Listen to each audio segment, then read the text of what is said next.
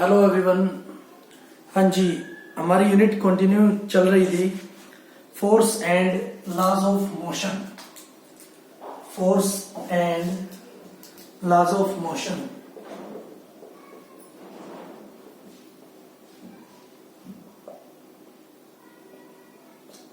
देखिए, कल बात हमने की थी बैलेंस्ड और अनबैलेंस्ड फोर्स की। ठीक है, बैलेंस्ड फोर्स क्या होती है कि जो फोर्स अप्लाई होती है, ठीक है, किसी भी ऑब्जेक्ट के दोनों साइड से और जिनका मैग्नीट्यूड इक्वल होता है, ठीक है, ताकि जो ऑब्जेक्ट है उसकी जो पोजीशन है वो चेंज ना हो, उसको हम बोलते हैं बैलेंस्ड फोर्स। ठीक है, अनबैलेंस्ड फोर्स, अगर किसी ऑब्जेक्ट पर हम फोर्स लगाते हैं, ठीक है, और अगर एक साइड से जो फोर्स है वो ज्यादा हो जाए और दूसरी साइड से फोर्स कम हो जाए, ठीक है, तो जो ऑब्जेक्ट है वो किसकी तरफ जाएगा, जहां पर फोर्स ज्यादा लग रही है। ठीक है, तो उसको हम क्या बोल सकते हैं, अनबैलेंस्ड फोर्स हम बोल सकते हैं। ठीक है, और कल बात हमने ये भी की थी कि अगर हमारे पास किसी भी ऑब्जेक्ट को मूव करवाने के लिए कोई ना कोई अनबैलेंस्ड फोर्स हमेशा या जरूर चाहिए होती है। ठीक है, ठीक है, क्लियर है, अनबैलेंस्ड फोर्स की जरूर हमें आवश्यकता पड़ती है। ठीक है, और कल बात हमने ये भी की थी कि जो पुशिंग फोर्स है या एक्सटर्नल फोर्स है वो फ्रिक्शनल फोर्स से ज्यादा होनी चाहिए, तभी कोई ऑब्जेक्ट अपनी पोजीशन से क्या हो सकता है, डिस्प्लेस हो सकता है, क्योंकि जो फ्रिक्शनल फोर्स है वो अपोजिट डायरेक्शन में लगती है किसके, एक्सटर्नल फोर्स के। ठीक है, हाँ जी, तो आज हमारा टॉपिक होगा फर्स्ट लॉ ऑफ मोशन, बहुत ज्यादा important, first law of motion. ठीक है, हाँ जी, न्यूटन ने दिया था लॉ, ठीक है, फर्स्ट लॉ, सेकंड लॉ, ठीक है, 3 लॉ दिए थे न्यूटन ने। तो इसका बेस सबसे पहले कैसे बना, ठीक है, कैसे न्यूटन ने फर्स्ट लॉ ऑफ मोशन को डिस्कवर किया था। ठीक है, सबसे पहले तो हम वही समझेंगे। हाँ जी, जो गैलीलियो एक साइंटिस्ट हमारे हुए हैं, ठीक है, उन्होंने क्या किया, उन्होंने देखा कि कोई भी ऑब्जेक्ट है, ठीक है, कोई भी ऑब्जेक्ट है, अगर मैं उस पर अनबैलेंस्ड फोर्स अप्लाई नहीं करता हूं, ठीक है, लेकिन अगर सरफेस हमारा क्या हो, फ्रिक्शन लेस हो, ठीक है, तो हमारे पास हम पोजीशन कैसे डिटरमाइन करेंगे। ठीक है, जैसे मैं एक एग्जांपल आपके पास दे रहा हूं, अगर मान लो मेरे पास एक इंक्लाइंड प्लेन है, ठीक है, इंक्लाइंड प्लेन है ये, और यहां से मैं बॉल को इस पे से क्या करवा देता हूं, नीचे छोड़ देता हूं, ठीक है, दूसरा इंक्लाइंड प्लेन मेरे पास ये है। ठीक है, तो मैंने देखा कि जो बॉल है उसकी जो वेलोसिटी है वो ज्यादा होगी जब वो टॉप टू बॉटम आ रही है। ठीक है, हाँ जी, लेकिन जो उसकी वेलोसिटी है वो कम होगी, वेलोसिटी कम होगी जब बॉल बॉटम टू टॉप जाएगी। ठीक है, उसकी वेलोसिटी कम होगी जब बॉल क्लाइंब अप होगी या फिर ऊपर जाएगी। ठीक है, लेकिन फिर उसने बोला अगर मैं सेम केस, अगर मैं लेता हूं सेम केस किसी भी फ्रिक्शन लेस सरफेस कर ऊपर, ठीक है, कोई भी फ्रिक्शन लेस मेरे पास सरफेस है, ठीक है, फ्रिक्शन लेस सरफेस है मेरे पास ये, हाँ जी, फ्रिक्शन लेस मेरे पास सरफेस है ये, क्लियर है, और किसी भी सरफेस को हम फ्रिक्शन लेस कैसे बना सकते हैं, ठीक है, उस पे हम लुब्रिकेंट या फिर ऑयल जो हमारे होते हैं उनको अगर मैं कवर करवा देता हूं, उनका अगर मैं लेप कर देता हूं, तो हमारे पास क्या बन जाता है, स्मूथ सरफेस बन जाता है या फिर फ्रिक्शन लेस सरफेस हमारे पास बन जाता है। वो क्या बोलता है, अगर मैं एक बॉल को, जो ये स्लोप मैंने बना दिया है, ठीक है, स्लोप मैंने बना दिया है, इस पे से एक बॉल को ड्रॉ करता हूं, ठीक है, फ्रीली छोड़ देता हूं, तो उसने बोला अगर एंगल ऑफ इंक्लिनेशन, अगर एंगल ऑफ इंक्लिनेशन, ठीक है, इस बॉल का या इस स्लोप का एंगल ऑफ इंक्लिनेशन इसके इक्वल है, ठीक है, एंगल ऑफ इंसिडेंस के, ठीक है, ये इंसिडेंस है, ये इंक्लिनेशन एंगल, ठीक है, अगर एंगल ऑफ इंसिडेंस इक्वल है एंगल ऑफ इंक्लिनेशन के, तो जो बॉल है फ्रिक्शनलेस सरफेस पर उतना ही मूव करेगी, उतना ही क्लाइंब अप होगी जितनी हाइट से ये यहां पर आई थी। क्लियर है, ठीक है, लेकिन ये बात हो रही है फ्रिक्शनलेस सरफेस पर। ठीक है, फिर उसने बोला अगर मैं एंगल ऑफ इंक्लिनेशन को कम कर देता हूं, ठीक है, एंगल ऑफ इंक्लिनेशन को कम कर दिया, तो उसने बोला जो बॉल है वो ज्यादा हाइट कवर करेगी, ठीक है, वो ज्यादा हाइट कवर करेगी, वो ज्यादा दूर तक जाएगी, ठीक है।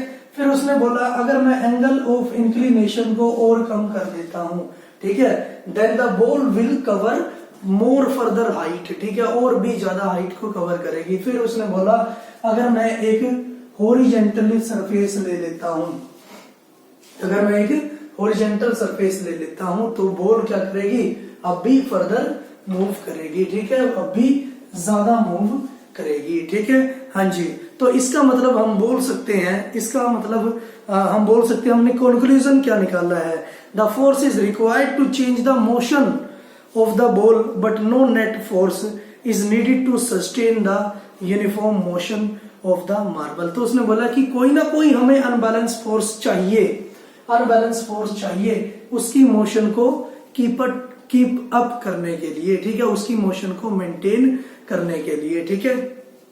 फिर वो बोला कि कुछ प्रैक्टिकली सिचुएशंस हमारे पास ऐसी होती हैं जिनमें हम जीरो जो अनबैलेंस फोर्स है, ठीक है, उसको जीरो करना मींस कोई नेट जो अनबैलेंस फोर्स है उसको जीरो करना या उसका कोई भी इफेक्ट डिड्यूस करना हमारे लिए डिफिकल्ट हो जाता है, ठीक है। तो उसके लिए हम क्या कर लेते हैं, सरफेस को फ्रिक्शन लेस बना लेते हैं, ठीक है। और सरफेस को फ्रिक्शन लेस कैसे बना सकते हैं, ठीक है, देखिए अनबैलेंस फोर्स को जीरो करने का मतलब क्या होता है कि मुझे कोई भी फोर्स लगानी ना पड़े, ठीक है, मुझे कोई भी फोर्स बाहर से लगानी ना पड़े, ठीक है, और मेरा काम भी हो जाए कि मेरी जो बॉल है, मेरा जो मार्बल है वो अपनी जगह से दूसरी हाइट पर अटेन कर भी ले। तो उसके लिए मुझे क्या करना पड़ेगा, सरफेस को फ्रिक्शन लेस करना पड़ेगा। और मैं बता भी चुका हूं फ्रिक्शन लेस हम कैसे कर सकते हैं, जो लुब्रिकेंट्स होते हैं हमारे, जो ऑयल होते हैं हमारे, जो ग्रीस होता है हमारे, अगर मैं उसको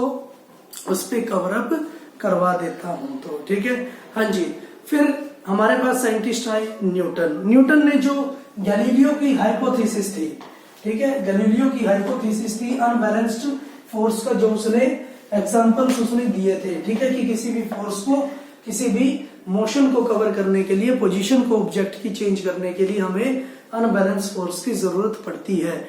इस हाइपोथेसिस को फिर न्यूटन ने क्या किया, अप्लाई किया, ठीक है, और उसने अपने लॉज को कंसर्न कर दिया, ठीक है, जिनको हम न्यूटन 3 लॉज हम बोलते हैं। और यहां पर हम बात करेंगे न्यूटन फर्स्ट लॉ की, ठीक है। और फर्स्ट लॉ क्या बोलता है, an object remains in A state of rest, Newton's first law, Newton's first law वो क्या बोला, an object remains in a state of rest, remains in a state of rest or keep in motion unless any external force